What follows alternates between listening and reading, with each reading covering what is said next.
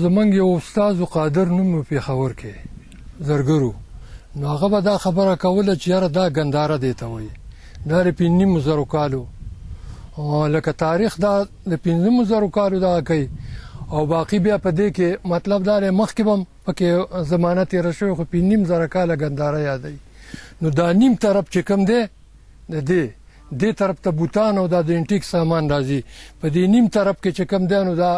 لوښي دا کنډولي راځي. بیا په دې کې وخت په وخت خاورې هم شوي، د دا ډېرۍ څخه ختمه شوې هم ده، خو د دې منظر صاحب نه دی ښکاره شوی د اوسه پورې. هغه لا ځمکه کې پټ دی که نه، پته یې چاته نه لګي. او په دې نیم طرف کې بوتان موتان راځي، خو خلکو به هسې ورکوله لکه قیمت باندې ډېر کمه تله به تې 10,000 او 8,000 او 2,000 او 3,000 او چا نه بیا هسې دغه کړه. او په دې نیم طرف کې دا منګوټي او دا ډیوي او دا یو څو بل سره راځي، دا ډېرې غوټه نیمه ده په منځ باندې. او لاندې پکې آبادي داسې راځي چې ښایسته دیوالونه دي، 1.5 ګز پورې، پاو کم 2 ګزو پورې هم راځي، ګز هم پکې راځي، کمرې هم پکې دي. خو د دې هغه اصل شیز چې کوم دی مندر ګرجه چې کوم ده هغه لا اوس هم پټه ده. ځینې زرګرانو خو ما ته ویلي طرفونه یې ښودلي دي چې په دې طرف کې راځي که نه، خو هغه ځای کې څه معلومات رانله. بود مت والا موږ ته پته لګي، او مخکې د سیکان میکان خو وروسته راغلي دي که نه. دغه دا د ګندارې والا خلک ته دا تېر شوی دی. دا خو دی د بوت کاڼی، لکه د دې نه به بوت جوړېده، باقي مات شوی دی. نو نور حساب بل ځای کې پرتی، خو دې ته به د زرګران برونسي دغه وایي، دا په دې ټول دغه باندې چړاوي بلکل د دې دغه هم دغه کړی، دا به زمانې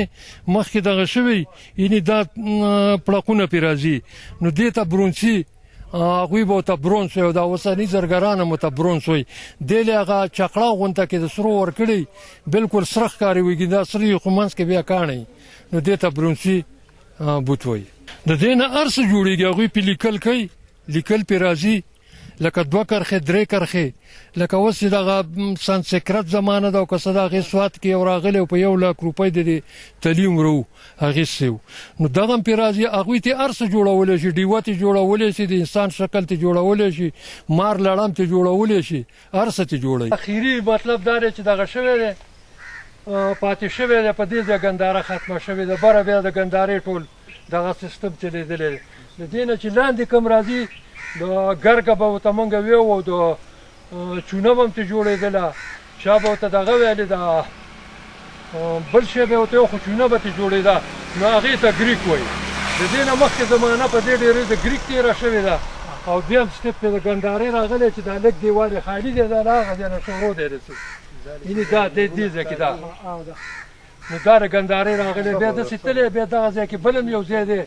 خو دا لږ ځای پکې خالي دی، لکه دې باندې پېژندګلو کېږي چې دا ګنداره ده. دا دغه نه راځي، دا چپر غونته کې، دا چپر چې راځي دا توره، نو چې کوم دیوال سره کې غټ کاڼي سره دا وړوکی چپر لګېدلی، نو دا ګندارۍ. او چې کوم دغه دغه ګرګه غونته کې د چونې او هغه ساده وي، نو هغې ته ګریک وایي. نو دغه د ګریک دی دا لاندې، او پاس ته ګنداره لګېدلې ده. نو دا دیوال چې دا کوم راغلی دی دا لږ لږ دي که نه ښکاره، ختم شوي دي نورو. دا ډوکي دي، دا د انسانانو دي، دا یعنې هغه سپین سپین نه دي، دا چې کوم سپین راځي دي کې سپینوالی، نو هغه د انسان وي. دا دغه چې کوم دی که نه، دا د لکه دا ډوکي دي، دا ټول دا د انسانانو دي، دا ټول دا سپین دا ټک ټوک پکې شوی دی که نه، دا د انسانانو دي. نو دې کې چې کوم سوروالی پکې راځي هغه د دغې د زناوري، هر قسم زناور چې شي، نو هغې کې به سوروالی راځي په دغه کې، او چې کم کې سپینوالی راځي دا سپین چې ښکاري نو دا د انسان هډوکی دی. بارام ډیری د ګندارا د بوتمت په تاریخي مرکزونو کې بین الاقوامي اساسو کې شمار ده. دا ډیری 10,000 کاله ژوند انساني لري. عربو کې خلکو نورو مذهبي قصو کې خپل دا د 10,000 کالو شاهد تاریخ لکه لري چې دلته سوالای ژوندو د ایثار د کند سر دی چې په بوتمت کې دا مقدسه کنده او سین زمونږ حسابېده د جندي په شان، د کلپاڼۍ په شان، د کابل د رود په شان، د خیالي په شان، د دې په شان. نو د دې ډیری ډیر د دې د تخبیه سره ډیر لوی تعلق اوسېدلی دی. د دوی د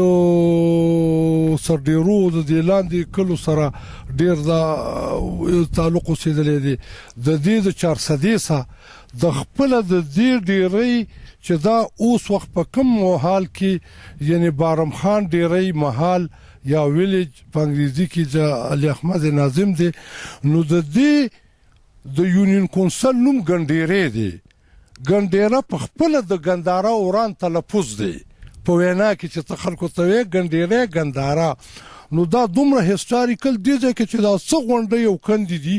دا زموږ د تاریخ شاهدي دي. په دې لنډي وخت کې د پرنګیانو په وخت کې واوا خاندي ته چې دا بیا په شاملات کې راځي. زه مطالبه کوم چې څه زبره 100 کاناله ډیری دي موږ ته په کټ کې دلته پوره شي. زموږ په مخ دلته ډبې وي دغه وي هسې غیر ضروري. بل د دې ځای نه ډېر تاریخي قیمتي بوتان تلي یو نه دی دوه نه دي 10 نه دي دا په سلګونو دي. دا که پیښور ته تللی دي دا که جاپان ته تللی دي دا که د دنیا کم خوند ته تللی دا د 400 پښتونخوا د پښتون اساسه ده. موږ ته د خپل بوتان را واپس کړي او خپل پیسو باندې به ته موږ واپس کو. نو دینه په زورګونو بوتان تللی دي.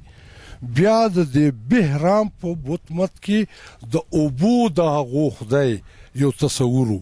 نو بهرام ډیری پښتون وطن کې بلا ډیری دي په درزونو دي. سر ډیر کولا ډیر فلنکې ډیر دا ته چې څومره دغه صاحبازو ډیری فلنکې ډیری چې څومره د ډیرو نومونه دا د انساني ژوند د لرغونیتوب پخوانیتوب واوا خاندي ته د 20 پیړۍ په سر کې رسمي په کاغذ قانون کې مخکې دا آزاد دا له زرګونو کالو دی. زموږ د موجوده اوسېدونکو د چا 100 د چا 1.5 کاله په دې کلي باندې شوي دي. د پښتنو ټولې قبیلې په دې کې موجود دي. محمدزی دی پکې، زیګان دی پکې، عثمان خیل دی پکې، صافي دی پکې، مومن دی پکې، ګرګیاني دی پکې. نور ټول دا خلکونه دا ولسونه او بیا دا سفر په سنسات کې څه شوی او دا ځمکې په دفتر کې په سن 26-27 کې راغلي. او د دې کې منګه به په دې ځینو کې اندازتن چې کومه دی نو د شپې اوسېدو. اوس هم زموږ د مړي ژوندي دا مرکز دی. زموږ جومات بدل شوی دی د اوس د وابلې هر زمانه کې موږ په خپل ځاړو جومات هم خپای چې په بل ځای دا جوړ شوی وي او سره خوا کې هغه څه د انټیک په شکل. نو دغه خطرې دي د کانو لوخي او بوتان دلته چې کوم ځای کې سټوپا و دا زینه خي. نو په دې ځای کې نو دلته شنه دي کې د کانو دیوالونه 15 فوټه لاندې دي کې معدنیات دي 10 فوټه دي بیا 15 فوټه دي دا 15 فوټه وی 27 فوټه جګوالی ودی په ټول باندې. نو دغه د غزانی په حساب په د کې دغه دورونو دور دی. بنیادی خدا د حضرت ابراهیم علیه السلام نه بلا مشره ده. د بابا آدم بابا دا کیسې د 2000 کالو کېږي. ما تاسو ته ذکر وکړ دلته د 10,000 کالو نه مخکې ژوندو د کانو خپې دلته دا ځینې نومونه چې کانو باندې کې به خپل نه خوا. نو دلته انساني ژوند ارتقا په سنټرل ایشیا کې بیا دا کړه د اوبو منبع وه. دای مرکز دلته ولنې ژوند پیدا شوی دی. نو دې کې د دې قوم د دې وطن لرغونیتوب په دې باندې فاهیان کتابونه لیکلي دي، په دې انګریزانو کتابونه لیکلي دي، په دې مغولو کتابونه لیکلي دي. د دې بیل ځای دورې دا وخت کې موږ د شدید مشکلات سره یعنی مخې موږ خپل ډیری موږ خپل مرکزونه خپل ځایونه چې هغه زموږ د قوم لرغونیتوب ورکوي. لکه د خاورې لوښي دلته ایجاد شوي، ریاضي دلته ایجاد شوې ده، علم او فن دلته ایجاد شوی دی موسیقي دلته ایجاد شوی ده اوس موږ هایر کړی دی او خلکو اچولي په یو ناروا قوم کې یو ورزي امپراتورۍ یا دغه چې موږ دا سوچ کوو چې ګنې موږ رښتیا څه لیوني او سم نه لره موږ یو تهذیب یافته خلک دې وطن کې د دورونو ذکر چې ما وکړ دا تهذیبونه پښتونخوا وطن چې یو خوا د اوبو مور ده یو خوا د ګلونو مور ده او د ګلونو امیل دی نو بل طرف ته دا تاریخي تور چې کوم دی د شل مذهبه او شل تهذیبه راغټ کړي دي دا ټول جین مشرقي بعید چې کومه دی دې ته مذهب د دې کلونه تللی دی داسې چې تللی دی دا که د اسلام د تورو اوبو پورې قیسې دي دا د دې ځینونه تلي د دې په جګړو کې فیصله دا دغه د پاره دلته غټ غټ کویان به په دې علاقه کې دا د سیکانو د زماني دوی به غلې سمبال کړي بره په بنیادمان کې نول بره به په مالونه وتړل دا په داسې حالاتو کې د دنیا خلکو ته دینه دو میوه قابلی دغه قابلی مطلب دا دی چې دا وي څوک شین غر دی څوک اشنا غر دی څوک د فرنکیشي د انسان غر دی لکه دا ټکی مکی بدلی خلک خو بهر کیف دا وطن د ګنداره تاریخي مرکز اوسېدلی پړومبي ځل پیښور ته مرکز د حضرت عیسی نه 100 کاله پخوا 200 کاله پخوا د نن نه د پیښور نه کوشان خاندان کې کنیشا باچا پیښور ته لاړ اول ته ریاست او قصه او د افغانستان د لغمان او د کابل پورې او د کوټې پورې د عمل د دې ګنداره مرکزو دا تاریخي نمونه او مرکزو دا آریان کوټ شو دا ګنډيره شو دا ټول نمونه دا تنګي به خصوصي ډیرې ته ویل جګ زیاته همون خو کې تنګ زیاته وي دا داسې دا ټول د هر نوم سره شاته تاریخ یو هستوري دا د مرکزو اوس د خطرې سم مخ دي کوم قوم چې وسایل تعالی کیږي دا غوي اساسي هم تعالی کیږي او د غلام قومونو دغه بوتاړي چې کوم زمنګ دي من غواړو دا چې دی وخت کې موږ د خپل اساسو د خپل روایتونو د خپل تهذیبونو قدر وکړو دی چې به کومه دی استوپا اصل کې چې د بوتان به دوی په ګیره کې کم کینولیو په بودیزم کې نو دا غي مرکز په دې ځای کې وو دی له خلک راتله روح خلک به بیچاره به دروغ نه ویل زنا نه کول د بل پیسې نه خوړل چاته زیاتې نه کول دا دغه وبو د مذهب اساسه و منګر دی خلکو یو چینی لیکلیم دی پښتانه داسې دغه شان خلکو جواب نه ورکوي او ځي خپل کار پسې یعنی مصروف سنجیده کوټ پینټ ذکر چې د کوټ او د بوټ ذکر چې کړي دا ټول نو دلته به یو مرکز او دا به په هر ډیری کې خو د هر ډیری په هغه نظام کې خپل ذمہواری و دلته به دوی د اوبو خو دیو دا اوس دریو اربو خلکو ته بودیزم رسیدلې دي په دنیا کې دا اول نمبر مذهب دی دا 2.5-3,000 کال مخکې دلته په دې ټول غرونو کې دا کوم بوتان چې دلته راخیږي دا زموږ د دې غرونو اداره بل ځای نه چانه دی راوړي نو دا ډېر هیستوریکل یو دغه مذهبي دا سیولای سوسایټي وي په دنیا جهان کې او دا د غي په سرخیلانو کې مطلب دا چې موږ د پښتنو خبره کوو یا د ډېرې د تاریخ خبره کوو نو دا ډېر وګ تاریخ دی خو زه ته په لندو کې وایم چې د دې باندې مختلف تهذیبونه تیر شوي دي اسی پښتانم د مختلفو تهذیبونو لکه نن چې موږ مسلمانان نو د دینه مخکې موږ د بود مت سره زموږ مشرانو تعلق او دا غي اثر چې کوم دی که د بامیان نه راونی سي او د سوات نو د ټکسلا پورې نو تقریبا چې دا یو تهذیبو دا نن چې کوم د چین او یا د جاپان او د مختلفو ملکونو بود مذهبونه دي دغه زموږ د مشرانو مذهبونو اوس مطلب دا چې دلته اسلام راغی به اسلام هم دغه شان خور شو څنګه چې بود مت خور شو نو موږ الحمدلله په هغه معنا باندې خو مسلمانان یې او د دې مخکې موږ مشران چې کوم د بود مت سره یعنی ډېر وخت تیر کړی دی او پوره تعلق هم دی ډېرې کې خو مطلب دا چې موږ د ژوند په حساب اوس موږ 18 کاله ژوند دی او د کې موږ بوتان بیا مونږ اوسم ننم سمات بیا مونږ روغ بیا مونږ خو هغه کې د کداغوی هغه د ژوند تور طریقې هغه ټول دغه سامان نه ظاهري دي کوم لوخي چې هغه ساس کړی دي کوم خانکونه کوم کې چې هغه روزګار کړی دی کوم تیر او د ګډونه جوړ دي خو مطلب دا چې هغه دغه وخت دغه تیر دغه کیږي نو دا ډېر بنیادی او تاریخي کلی دی دغه سرم لکه ملاویږي دا وخت او دا وخت د کټ خپې زمونږ یو سره یو کټ دی خپې به مطلب دا چې اوس یو کني ما نه خو لا کور کې بس دغه شانتي حالات دي نو خپې په کې راځي د کټونو هغه قیمتي لرګي نو دغه ژوند دی موږ په دې منطقه باندې اوس نن موږ تېرو د غریبۍ په حساب باقیات خو دلته یو کور د هندوانو دا سایډ باندې چې کوم کور دی دغه ګوټ باندې چې کوم کور دی دا د هندوانو کور او د هغه جید نامه وه جید موږ سره یې ټول کلي سره ښه تعلق مو د هغه دوکان هم و دلته د کریانې دوکان هم و د هغه اوس هم ځینې سامان لکه ما د کټونو ذکر تاسو ته وکړو نو اوس هم موږ کره یو کټ پروت دی او یا نور سامان که خوا دې خوا شوي او بوتان دا څیزونه خو راکره ډېر دي دا کیسې دا بوتان او څه مات شوي دي زموږ دلته بیټک دی هغې په دې مین ګیټ سره یو پهلوان موږ به یې مونته یو پهلوان بالکل او پهلوان لکه د هغه د وجود نه ښکاره کېدله او بیا د هغه دننه 2 کمرې بیا د هغې نه موږ بیا روخ کار نه دی کړی بیا آبادي وه که چا آبادي وه موږ غریب خلک بیا آبادي نه شو رانولی نو هغه 2 کمرې وه هغه یو پهلوان هم راښکاره کړی وه هغه بیا خلکو بس داسې لاس کې پسې ګرځي د کوڅو کې پسې خلک ګرځي او هغه لاړ شي ټولو نه مخکې خو به زه دا ووایم چې دا کم علاقه کې موږ اوسو او څه لوی تاریخي حیثیت لري د دې نوم و ګنداره نو ګنداره اکچولی چې و هغه د چارسدې موږ به ووایو چې یو زوړ نوم دی پشکلاوتي د دې مین ښارو او د دې نه علاوه دا ګیر چاپېره څونه ډېری چې موږ تاسو وینو دا هم د دې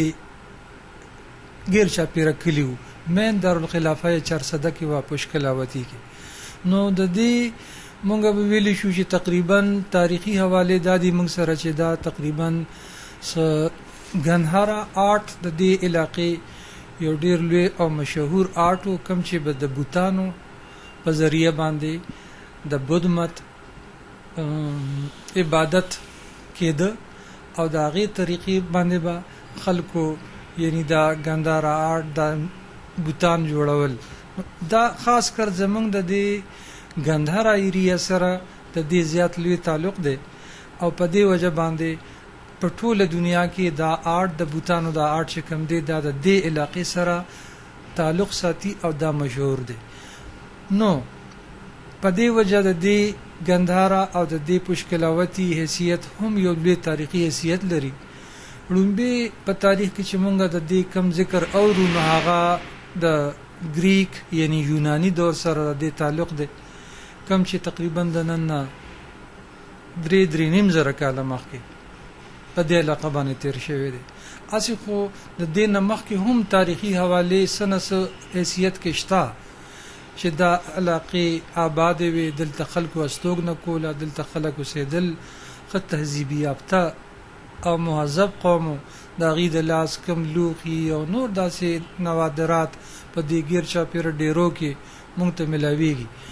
دا غي نه پس چې کله بیا گریک دور راغی نو گریک دور چونکی د یورپ او یا د بهر علاقې پاغي باندې اثر په دې وجه مونږه د ګندهارا آرټ په کوم بوتانو کې چې کتی شو نو د یورپ د علاقو د تهذیب اثر پکې زیات دی ولې مین فوکس د دغه آرټ دا و چې د بودھ مت کوم قصې او کہانی او د غیر مذهبي بیک گراوند یا چې موږ ته ویلی شو هغه رامخ کې یو خلکو ته اوخی ځکه چې په دې علاقه باندې کم اوسیدونکو خلکو نو غیبه د بودھ مت عبادت کولو د مهاتما بودھ او د مهاتما بودھ عبادت چې کوم یا د غی کم د مین فلسفي د غی د مذهب چې وانه هغه انسان سره انسانیت او حیوانات سره د غی یعنی مینا او پاغي کې د غی ډیر لوی اهمیت نو دا د امن د آتشه او د اشته او د رورولې جون دي تیرو ډیر لوی امن او امان په دې ټوله ایریا باندې نو په دغه وجه باندې هم دغه آرټ چې کوم واغه ډیر لوی یعنی مخکې شو خلکو دا خوخه کله د اسلام رڼا دلته راغله نو په دې علاقه باندې د هندو شاهي بادشاہانو حکومتو چې په تاریخ کې د هندو شاهي په نوم باندې یاد دي جیپال اننپال بیمپال د هغې لوی لوی بادشاهانو او زمونږه د مسلمانانو کم لوی جرنیل چې سکندر محمود غزنوي محمود غزنوي په دې ایریا باندې تقریبا ویلی شو چې 17 حمله کړې وي نو هغه چې کله په ډومبیزل په دې علاقه باندې رالل نو د هغه سامنا چې کومه د هغه مخله چې کوم خلک رالل نو هغه هم دغه هندو شاهي خلکو یعنی د بودھ دور نه پس په دې علاقه باندې بیا د هندویزم یا د هندو مذهب چې کوم دی هغه چاپ زیاتو نو دا تقریبا د دغه خلک تقریبا د اسلام نه پس هم په دې علاقه کې اوسېدل ځکه چې دا خدای خپل ایریا و دا خپل استوګنه هم په دې ځای باندې مسلمانان څه خو د دې خلک خپل مسلمانان شو او څه چې کومونو هغه د افغانستان د ایریا نه محمود غزنوي سره راللو تر هندستان دلی پورې لاړل وخت ریدو سره هغه هم دغه شان هغه ویران علاقې پاتې شوې شاړه علاقې پاتې شوې د دې د یونیورسيټي یا د دې د عبادت د کم ځایونه مندرونه یا سټوپې او د عبادت ځایونه چې کوم هغه وخت ریدو سره بس په خپل یعنی شاړ پاتې شو هغه علاقو ته بس نتل هغه بارانونو سره زلزلو سره را پریوتل شاړ پاتې شو او دا بس دې طریقې سره ختم شو